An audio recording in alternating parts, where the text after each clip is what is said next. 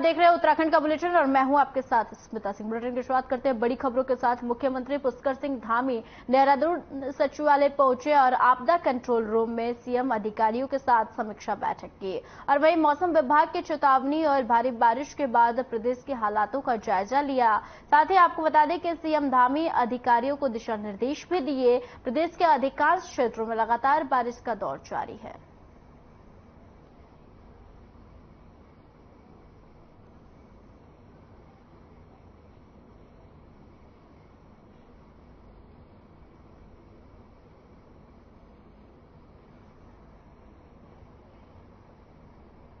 Samajwadi party के नेता मासूम अली ने अपने कार्यकर्ताओं के साथ दरगाह प्रबंधन को ज्ञापन सौंपा है और इस दौरान मासूम अली ने बताया है कि हमने ज्ञापन में दरगाह प्रशासन से मांग की है कि अतिक्रमण हटाओ अभियान के दौरान जो गरीब फटके लगाने वाले लोग को हटाया गया था उनके लिए कोई व्यवस्था की जाए। और दरअसल आपको बता दें कि बीते दिनों बड़ी दरगाह हज हाउस रोड और रहमपुर रोड से अतिक्रमण हटाओ अभियान के दौरान अवैध अतिक्रमण कार्यों को हटाया गया था और जिसके बाद आपको बता दें कि सैकड़ों परिवारों को 2 वक्त की रोटी जुटाना भी मुश्किल हो गया था, जिसके लिए समाजवादी पार्टी के नेता मासूम अली ने फंड लगाने वालों के लिए दरगाह प्रबंधन को ज्ञापन लेकर व्यवस्था करने की मांग की है। दरअसल आपको बता दें कि दरगाह प्रबंधन रजिया बेगम ने हमारे द्वारा की गई वार्तालाप में बताया कि दरगाह से हटाए गए फंड वालों के लिए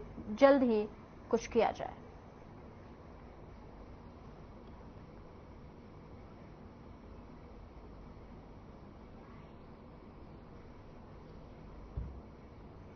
आज हमने दरगाह प्रबंधक को जो यहाँ पर ज्ञापन दिया है, अब से कुछ समय पहले हमारे कलियर शरीफ के क्षेत्र में इमाम साहब रोड पर इमाम साहब की दरगाह के पास और इधर रहमतपुर रोड पर इधर रैन बसारे के पास प्रशासन द्वारा जो दुकानदारों को हटाया गया था, उसके उपलक्ष्य में हमने आज दरगाह प्रबंधक को ज्ञापन देकर ये कहा है कि ये गरीब दुकानदार जो काफी समय से उजड़े हुए हैं, आज इनके सामने रोजी रोटी का भी संकट गहरा रहा है। ये अपने मासूम बच्चों को भरपेट खाना भी नहीं दे पा रहे हैं। तो हमने माननीय प्रबंधक साहब से आज ये इल्तिजा की है कि वो हमारे दुकानदारों पर मुनासिब किराया लगाकर इनको दोबारा से दुकानें देने की इनकी दोबारा से व्यवस्था की जाए, ताकि ये लोग अपने रोजगार पर खड़े हों और अपने परिवार को 2 रोटी देने के लिए परेशान न हों।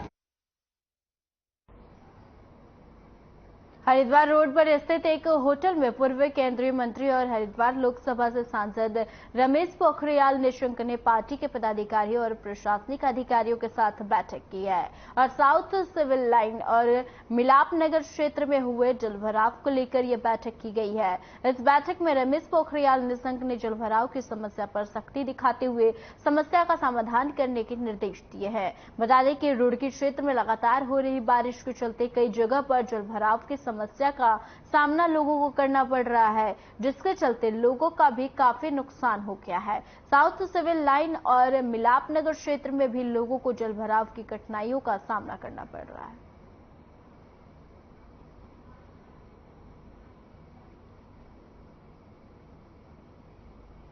परेशानी है अतिवृष्टि के कारण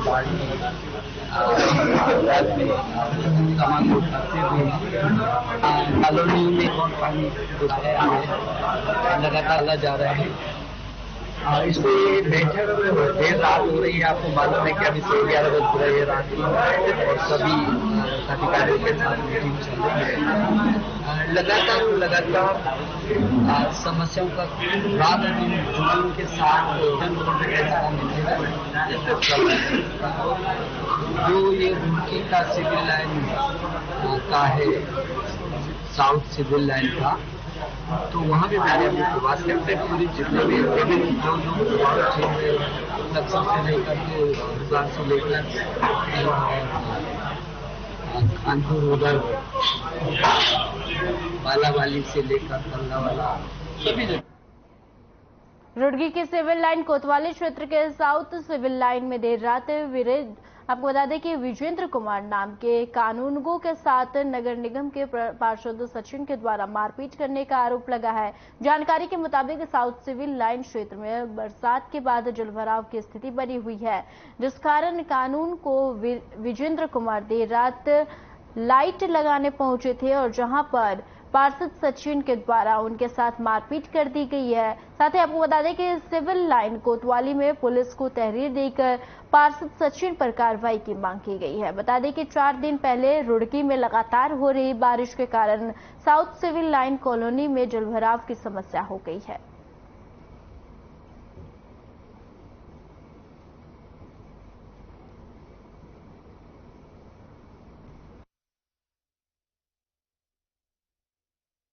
जैसे साउथ सिविल लाइंस में थे तो वहाँ पे हम सुबह से लगे हुए हैं वहाँ पानी निकासी के चक्कर में। तो हमारे एक आरके हैं विजेंद्र, उनसे हमने वो वहाँ पे ड्यूटी पे थे तो उसी क्रम में कुछ उनके साथ मारपीट हुई है, तो उसी क्रम में आज तहरीर दी हमने।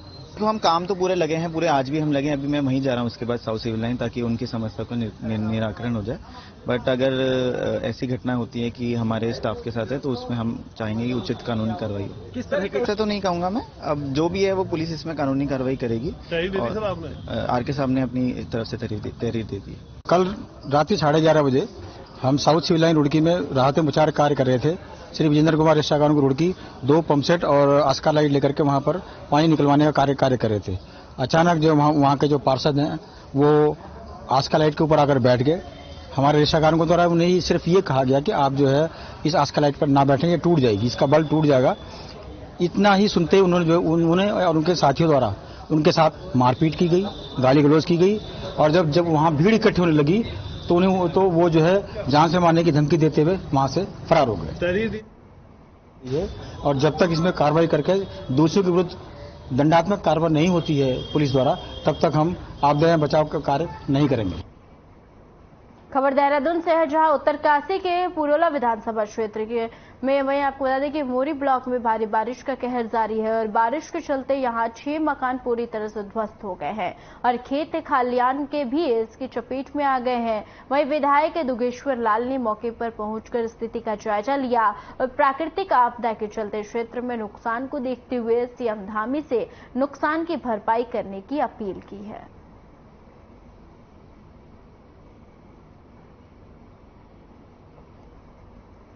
विकासखंड मोरी के ये शिकतुर पट्टी और दड़गन गांव का एक प्रगति नगर है। यहाँ पे सारा पूरा अगर चारों तरफ देखेंगे आप जो है बागवानी है, पूरा हॉर्टिकल्चर एरिया था। लेकिन एक भीषण प्राकृतिक आपदा से जो है इस बार बहुत बड़ा नुकसान हुआ कृषकों का, बागवानों का। और यहाँ पे जो रहने के मकान थे वो इस तरीके से खंडर हो गए, पूर्ण रूप से जीर्ण शीर्ण हो गए। आप चारों तरफ देखें कम से कम 5-6 मकान जो है इस पूरी लाइन में थे, पूरे जो है मकान टूट गए हैं। और जितने भी आप देखें कम से कम 1-1.5 किलोमीटर के डिस्टेंस से ऊपर से जो है पूरा स्लाइड हुआ है। जितने भी जो पेड़ पौधे हैं वो सारे जो है यहाँ पे पूरे पूर्णतः से क्षतिग्रस्त हो चुके हैं। और हमारे आप देख ही रहेंगे हमारे फोकू देवता के माली हैं, इनका एक बहुत बड़ा भवन था यहाँ पे करीबन एक बनाया जा रहा था, लेकिन वो भी पूर्णतः से बिल्कुल खत्म हो गया।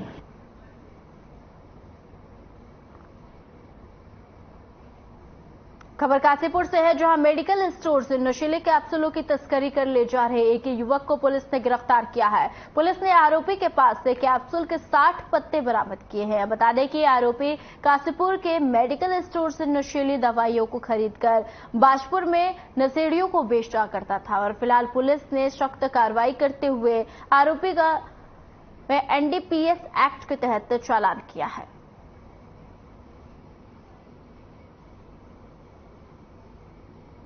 जनपद में SSP महोदय के नेतृत्व में लगातार जो नशे के विरुद्ध कार्रवाई है उसमें जो भी इसमें संलग्न है, संलिप्त हैं, बेच रहे हैं, खरीद रहे हैं या जो इसके ट्रांसपोर्टेशन अन्य चीजों में लगे उन पर कार्रवाई की जा रही है। इसी क्रम में थाना काशीपुर की चौकी है टांडा, इसको सफलता मिली है।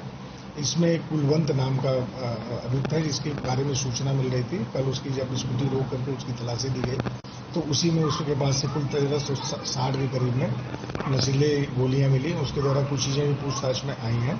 अभियुक्त को गिरफ्तार किया गया। आज माननीय न्यायालय के समक्ष से हम पेश कर रहे हैं।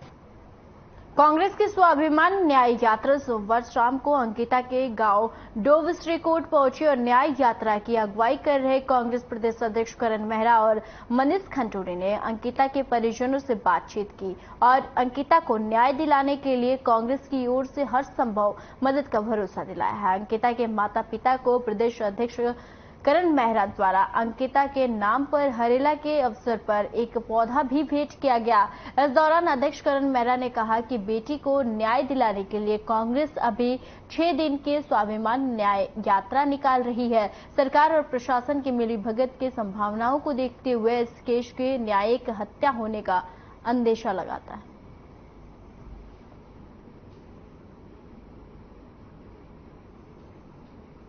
बड़ा दुर्भाग्यपूर्ण विषय है कि अभी तक हमारी जो बहन है अंकिता भंडारी, उसको अभी तक न्याय नहीं मिल पाया है। ये भारतीय जनता पार्टी जहां बेटी बचाओ बेटी पढ़ाओ का बातें करती है, जहां ये बड़े बड़े स्लोगन बोलती है, वहीं दूसरी तरफ ये हमारी महिलाओं का शोषण करती है। यहाँ के जो नेता है वो कहीं पर भी उनके सर पे छोड़ नहीं दे रही है।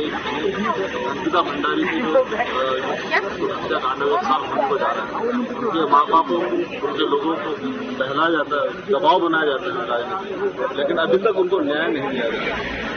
हर जगह मतलब राजनीतिक दबाव। आखिर वो कौन वीआईपी है जो जिसको छुपाने की कोशिश कर रहे हैं? केस की इन्वेस्टिगेशन को हम प्रॉपर नहीं देखते। जिस तरीके से सरकार ने वीआईपी को बचाने के लिए सबूत मिटाए, डोजर चलाया, आग लगाई, अंकिता का कमरा तोड़ दिया, उसका बिस्तर स्विमिंग पूल में डाल दिया और डीएम ने 2 बार अपने बयान बदले हैं, उससे ऐसा लगता है कि कहीं ना कहीं सरकार और प्रशासन की मिलीभगत है। और अभी भी मुझे ये डर है कि अंकिता तो हमारी बहन खत्म हो गई, मर गई, स्वर्ग चले गई, लेकिन उसकी जो न्याय व्यवस्था है, मेरे को लगता है उसकी न्याय हत्या होने की भी अब साजिश रची जा रही है। जिस तरीके से 1 महीने से हमारी बहन और उनके पिता लगातार वकील बदलने की मांग कर रहे थे, और जब हमारी बहन ने आत्महत्या करने की धमकी दी, उसके बाद भी जब सरकार नीचे थी, मनीष खंडूरी जी और कांग्रेस के सभी साथी वहां धरने पे 24 घंटे के बैठे। उसके बाद दबाव में सरकार ने वकील तो बदल दिया, लेकिन उन फॉरेंसिक जांच का क्या होगा, उन तथ्यों का क्या होगा जिनको मिटाया गया? उस विधायक से अभी तक पूछताछ क्यों नहीं हुई जिसने डोजर भेजा, डोजर चलाया? उससे पूछताछ नहीं, उसको गिरफ्तार नहीं किया गया, उसको 1 दिन के रिमांड में तक नहीं लिया गया। इसलिए हम भयभीत है कि न्याय होगा या नहीं होगा। सारे लोगों को इस न्याय यात्रा से जुड़ना चाहिए। मैं तो कहता हूं कि बीजेपी के वो लोग जो इस बात को समझ रहे हैं कि इस बेटी के साथ अन्याय हुआ है, वो भी इस न्याय यात्रा में शामिल हो। आरएसएस के लोग भी इसमें शामिल हो, क्योंकि बेटियां आपके घर में भी हैं। और अगर एक बेटी को हम न्याय नहीं दिलवा पाए तो कल आपकी बेटी के साथ भी अन्याय होगा। और वो जो अपराधी होगा वो ये नहीं देखा जाएगा कि बेटी किसकी है, ये कांग्रेस वाले की बेटी है, या बीजेपी वाले की है, या आरएसएस वाले की है। आपने कुछ दिन पहले देखा होगा जो कि बीजेपी का एक सांसद है बृजभूषण सिंह, वो एक महिला पत्रकार को किस तरह से बात करता है, उसकी माइक आईडी को गाड़ी के अंदर घुसते हुए फेंक देता है, तोड़ देता है। तो ये आप समझ रहे हैं कि ये जो सरकार है, जो केंद्र सरकार ही नहीं राज्य सरकार, दोनों की बात मैं कर रहा हूँ, वो इतनी निरंकुश सरकार है कि इसके लिए अगर जनता लामबंद नहीं हुई तो इसके परिणाम भविष्य में बहुत ज्यादा खतरनाक होने वाले हैं। इसका जवाब मैं नहीं दे सकता कि सरकार धरना प्रदर्शन पे क्यों जाती है। मैं ये कह सकता हूं कि हम धरना प्रदर्शन और उससे ज्यादा करेंगे जब तक अंकिता और उसके माँ बाप को न्याय नहीं मिलता है, जब तक इनके साथ इंसाफ नहीं होता है। क्योंकि ये सरकार सबूत छुपा रही है, ये सरकार वकील बदलते भी सबूत छुपाएगी। और जब तक उत्तराखंड की मर्यादा की लड़ाई, उत्तराखंड की संस्कृति की लड़ाई जो हम लड़ रहे हैं, अंकिता जी लड़ रहे हैं, उसमें हम कामयाब नहीं होते, हम पीछे नहीं हटते। कि बेटी माँ बाप का गुरूर होती है, पहाड़ का गुरूर होती है, प्रदेश का गुरूर होती है, देश का गुरूर है। इन लोगों ने, अपराधियों ने इस गुरूर को तोड़ा है। और मैं चाहता हूं, मैं सभी लोगों से आह्वान करना चाहता हूं, अपने देश प्रदेश और विशेष करके जो हमारे लोग जो कहते हैं कि हम पहाड़ी हैं, अगर आप सच्चे पहाड़ी हो तो उस बहन के लिए आप आगे आएं। क्योंकि देखो आज ये उस बहन का मुद्दा तो है ही है, साथ में आज हर आदमी से जुड़ा हुआ ये मुद्दा है। क्योंकि कल किसी की बहन के साथ, किसी की बेटी के साथ ये हो सकता है घटित भविष्य में। तो मैं यही चाहता हूं कि भविष्य में इस तरह की घटनाएं आगे अंजाम न दी जाएं। निश्चित रूप से हमारी अंकिता बहन को न्याय मिलना चाहिए और इस न्याय के लिए हमें जिस हद तक जाना होगा, हम कंधे से कंधा मिलाकर इस परिवार के साथ खड़े हैं। और जब तक आखिरी सांस तक इन लोगों को न्याय नहीं मिल जाता, हम पीछे नहीं हटेंगे। बड़ा ये है कि हमें इंसाफ चाहिए, हमें और कुछ नहीं चाहिए, इंसाफ चाहिए। इंसाफ के पीछे इतने टाइम हो गया है और अभी तक एक मामूली से केस का, जब सबको पता है कि ये वही हुआ है, सब कुछ हुआ है, फिर भी ये टाल मटोल हो रहा है, ये अच्छी बात नहीं है। और आप लोगों ने जो बीड़ा उठाया है बहुत अच्छा है, हम आपके शुक्रगुजार हैं। तो इसलिए हमें इंसाफ चाहिए, हमें और कुछ नहीं चाहिए। उनको फांसी होनी चाहिए, चाहे वो बीजेपी का हो, चाहे वो कांग्रेस का हो, चाहे किसी भी पार्टी का हो। इंसाफ के आगे कोई पार्टी नहीं है।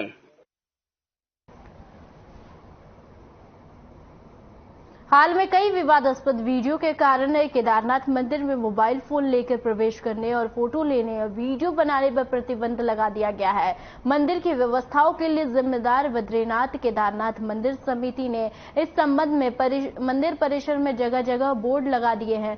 बद्रीनाथ केदारनाथ मंदिर समिति के अध्यक्ष अजय ने बताया है कि इन बोर्ड में लिखा गया है कि मंदिर परिसर में मोबाइल फोन लेकर प्रवेश न करें।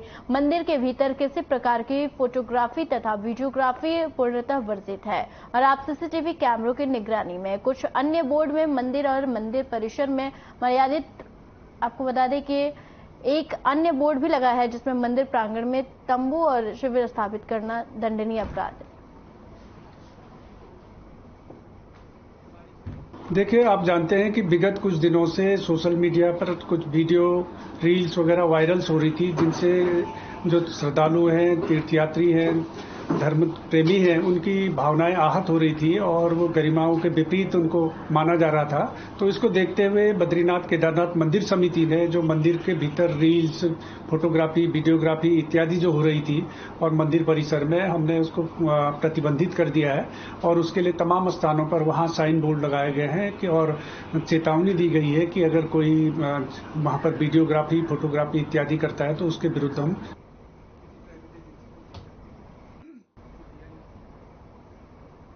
बद्रीनाथ राष्ट्रीय राजमार्ग नंदप्रयाग, बाजपुर, चिनका और पीपल कोटी में मालवा आने से, आपको बता दें कि मलबा आने से अवरुद्ध हो गया है और आपको बता दें कि तहसील नंदगार में मुख और बढ़ाने से भी तात्याबोधन नारायण बगड़ के केवर गांव में 4 गाय नदी के टोप पर फंसी गई थी, जिसको सुरक्षित निकाला गया है। खबर यह भी है कि मंडल चौपत मोटर मार्ग में 25 किलोमीटर से आने वाले रास्ते को बंद कर दिया गया है।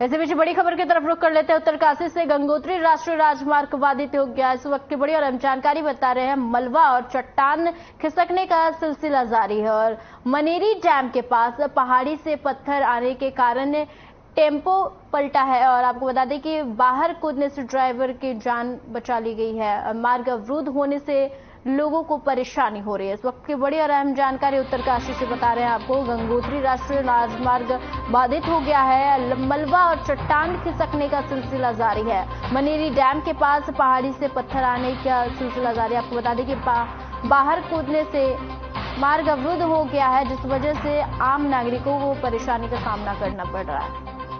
आपको बता दें कि खबर उत्तरकाशी से है। इस वक्त की बड़ी और अहम जानकारी आपको बता दें कि इस वक्त की बड़ी और अहम जानकारी उत्तरकाशी से, जो कि गंगोत्री राष्ट्रीय राजमार्ग बाधित हो गया है और आपको बता दें कि आसपास के लोगों को परेशानियों का सामना करना पड़ रहा है। मैदानी क्षेत्रों में लगातार हुई मूसलाधार बारिश के कारण आम जनजीवन पूरी तरह से प्रभावित हो गया है। जनपद हरिद्वार में आपको बता दें कि पूरी तरह से जलमग्न हो गया। गांव में जमे पानी से भी बड़ी महामारी का भी खतरा मंडराने लगा है। मंगलौर क्षेत्र के भी कई गांव में बाढ़ का पानी घुस गया है।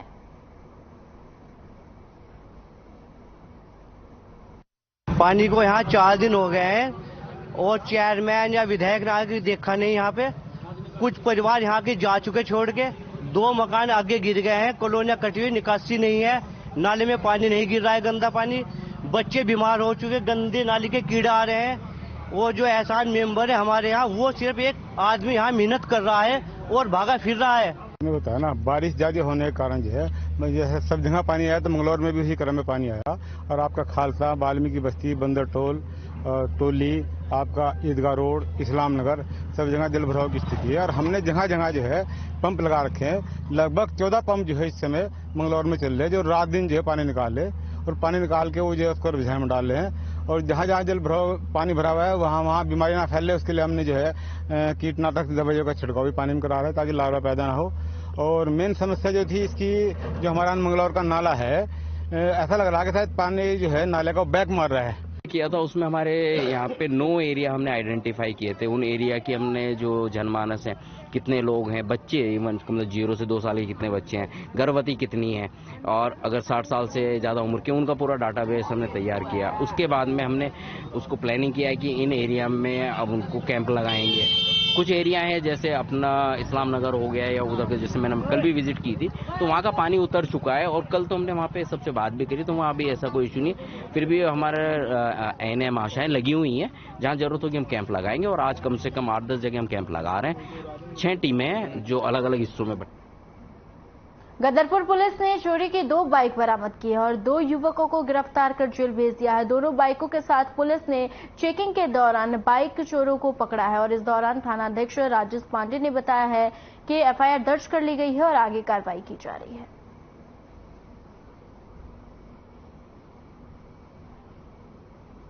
और एक मोटरसाइकिल चोरी हुई थी संडे मार्केट, अस्पताल संडे मार्केट के पास से। तो दोनों मोटरसाइकिलें अलग अलग टीम ने, एक महेश चंद्र दरोगा जी ने और एक पूरन तोमर दरोगा जी ने अलग अलग स्थानों से रिकवर की हैं और 2 अभियुक्तों को गिरफ्तार किया। आरोपी युवक कहाँ के रहने वाले हैं? एक रामपुर का है और एक यहीं का स्थानीय निवासी। पूर्व में आपराधिक इतिहास को इनका पूर्व में जानकारी कर रहे हैं आपराधिक इतिहास कहाँ से पकड़े गए और बाइकें कहाँ से बरामद? एक गुलरभोज अंडरपास के पास से पकड़ा हुआ है और एक मजराशिला से कुलवंत नगर को जाने वाले रास्ते से। बीजेपी किसान मोर्चा ने किसान सम्मान एवं लाभकारी योजना कार्यक्रम का आयोजन किया, जिसमें मुख्य अतिथि के रूप में प्रदेश के मुख्यमंत्री पुष्कर सिंह धामी मौजूद रहे और कार्यक्रम के दौरान प्रदेश के विभिन्न किसानों को सम्मानित किया गया। देहरादून के आपको बता दें कि अनेक लाभकारी योजनाएं चलाई जा रही है, जो कि बजट और कैबिनेट में भी धामी सरकार विशेष ध्यान और किसानों को रख रहे हैं।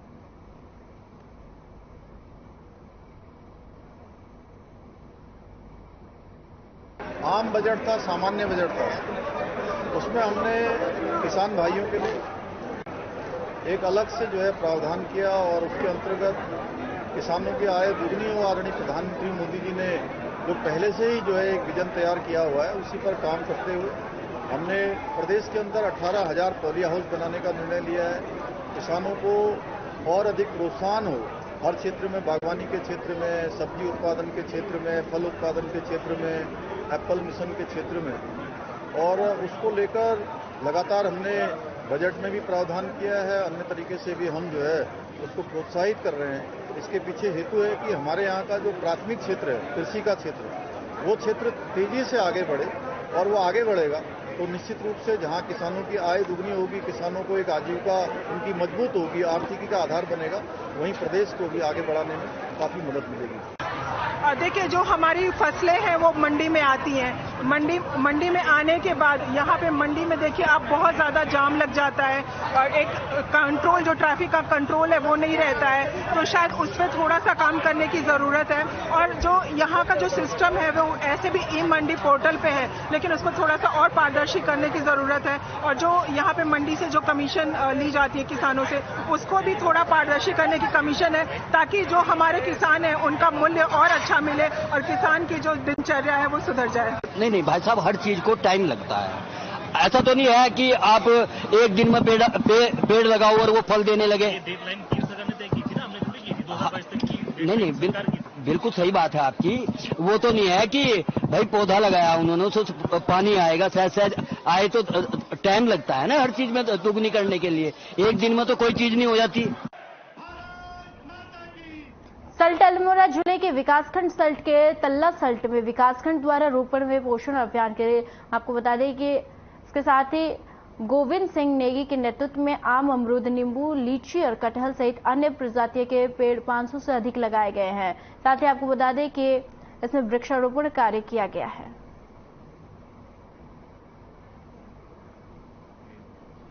जो इनके अंतर्गत है ग्राम पंचायत हरड़ा मौलिकी विकासखंड सल्ट जिला अल्मोड़ा में रोपण से पोषण योजना के अंतर्गत बृहद वृक्षारोपण कार्यक्रम किया गया, जिसमें हमारे ग्राम प्रधान श्री आनंद मौलिकी जी और हमारे वरिष्ठ रामदत्त मौलिकी जी, हमारे ग्राम विकास अधिकारी गोविंद सिंह नेगी जी और हमारे जेई मनरेगा अजय गोस्वामी जी और मैं स्वयं ग्राम पंचायत अधिकारी और गांव के समस्त ग्रामवासी द्वारा आज यहाँ पे वृक्षारोपण किया गया और संकल्प लिया गया कि जब तक ये वृक्ष बड़े नहीं हो जाते इनका पोषण हमारे द्वारा किया जाएगा और जब तक ये फल देना शुरू नहीं कर देते हैं तब तक हम इनका पोषण करते रहेंगे।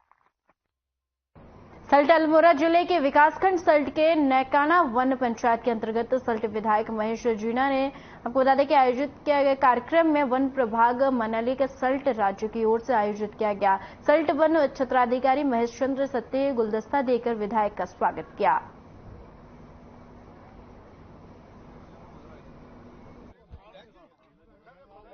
मैं सल्ट रेंज में से माननीय विधायक जी श्री महेश जीना जी का हार्दिक स्वागत करता हूं और उन्होंने इस कार्यक्रम में आकर हमारे कार्यक्रम की शोभा बढ़ाई है। मैं उनका दिल से स्वागत करता हूं। आज हरेला पर्व पर हमारे सल्ट रेंज के सभी वन विभाग के द्वारा वृक्षारोपण हुआ और हरेला दिवस मनाया गया।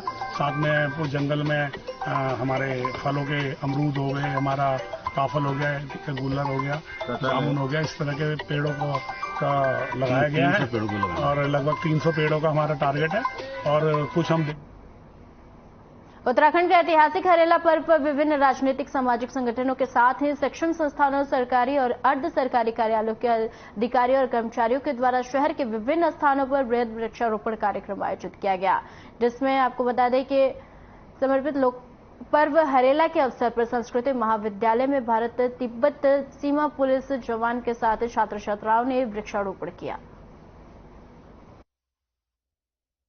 हरेला दिवस का मतलब ये है, जैसे हमारा संविधान दिवस होता था वैसे इसमें हम क्या करते हैं, पौधे लगाते हैं, वृक्षारोपण होता है।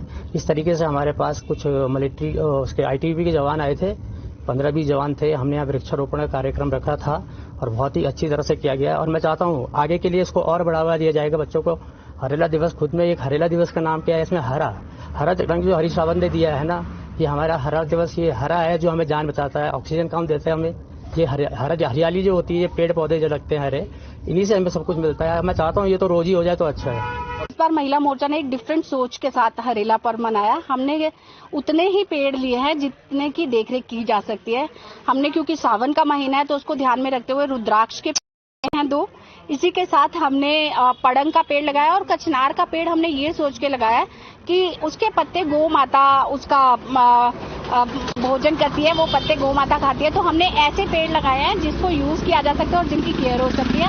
और उसके बाद हम सब मातृशक्ति ने एक साथ चूड़ियां पहनी है, हरी चूड़ियां पहन के हमने हरेला पर्व को अच्छे से मनाया और वृक्षारोपण करके इसको मनाया जाता है। और हमने वृक्षारोपण किया और हरी चूड़ियां पहनी और सुहाग की निशानी बिंदी भी दी है बहनों को, ताकि उनका जीवन भी हरा भरा रहे। आज जो है आईटीबीपी द्वारा हमारे विद्यालय में जो है हरेला पर्व मनाया जा रहा है। ये जो पर्व है ये जो है सुख समृद्धि से रिलेटेड पर्व है और इसमें जो है हरेला, जैसे इसका नाम ही हरेला है, यानी ये हरियाली से संबंधित पर्व है और ये संक्रांति के दिन मनाया जाता है। 3 बार साल में 3 बार जो है चैत्र, श्रावण और अश्विन 3 माह में ये मनाया जाता है, लेकिन विशेषकर श्रावण मास में मनाया जाता है। और आज के दिन से श्रावण के जो आज हरेला पर्व होता है, आज से जो है इसका शुभारंभ हो जाता है हमारे श्रावण मास का, जो अलग अलग जगह अलग अलग ढंग से मनाया जाता है। विशेषकर ये जो है कुमाऊं मंडल में इसको बहुत अच्छे ढंग से मनाया जाता है। जिस तरह से हम लोग हरियाली मनाते हैं उस ढंग से इस पर्व को कुमाऊं में जो है हरियाली के तौर पे मनाया जाता है। कुछ अन्य जो है 9 दिन पहले जो है बीज बो दिए जाते हैं, जिनके वो हरियाली के तौर पे उत्पन्न होते हैं, उनको आज के दिन काटा जाता है। उत्तराखंड के बुलेटिन में फिलहाल के लिए इतना ही। मुझे दीजिए इजाजत। नमस्कार।